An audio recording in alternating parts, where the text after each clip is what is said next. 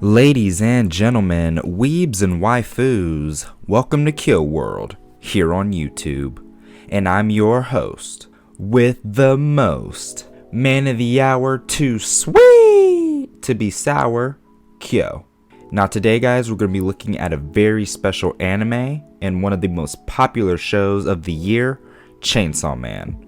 Now before we jump into it, please do not forget to like, comment, and subscribe to the channel.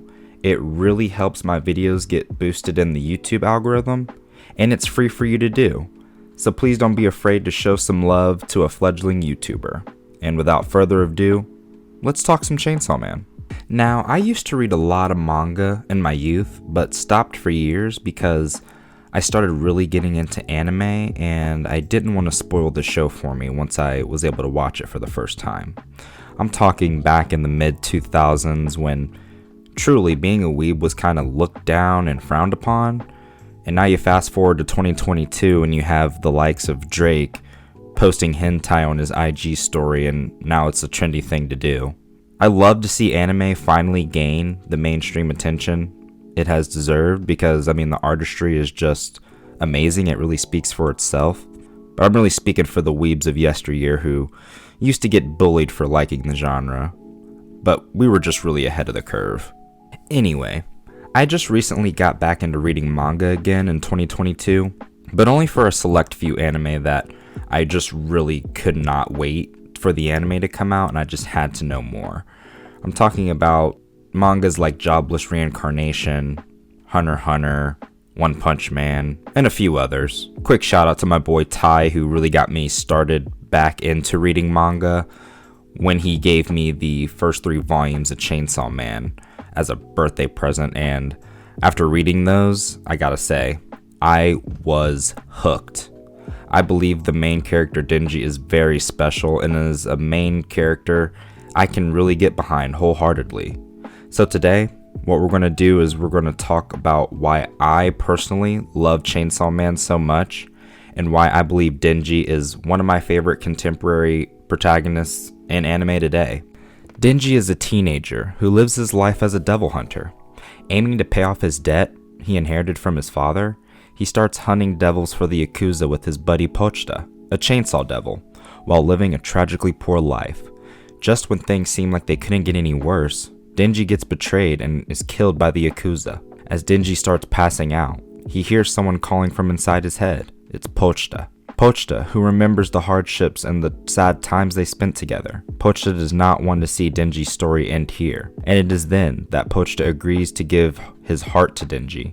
And in exchange, Denji must show Pochita his dreams. In the aftermath of this Yakuza event, Denji is recruited by the Division 4 Public Safety, Makima, and is assigned 2 teammates in Aki and Power.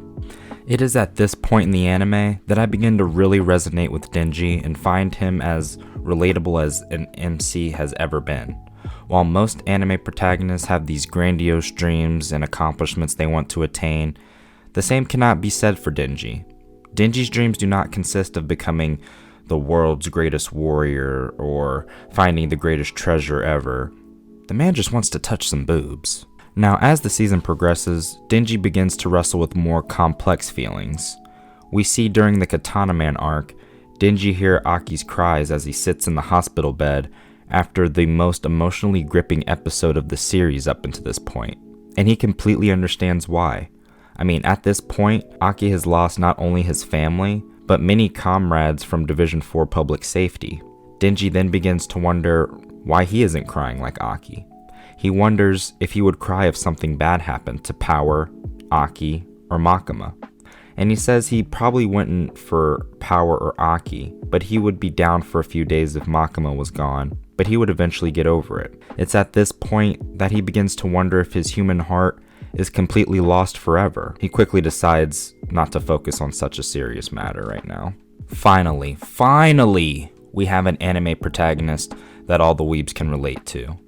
Denji isn't asking for a lot, and he doesn't need a lot in his life to feel satisfied.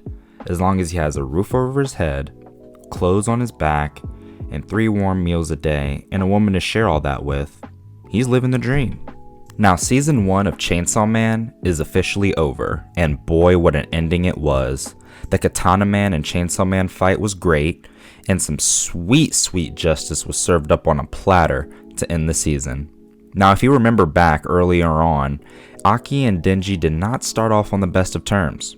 Aki, being jealous of Denji for liking Makima, caused early friction between their relationship.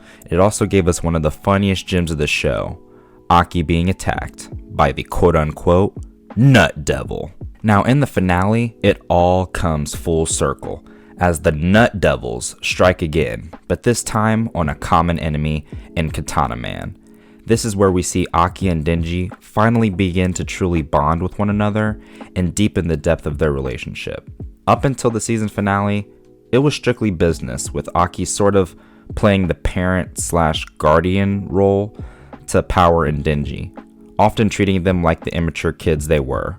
But as we come to the close, we get a peek into how massive the potential is for their friendship. And my prediction is that Denji will start to realize that perhaps his human heart isn't completely lost after all.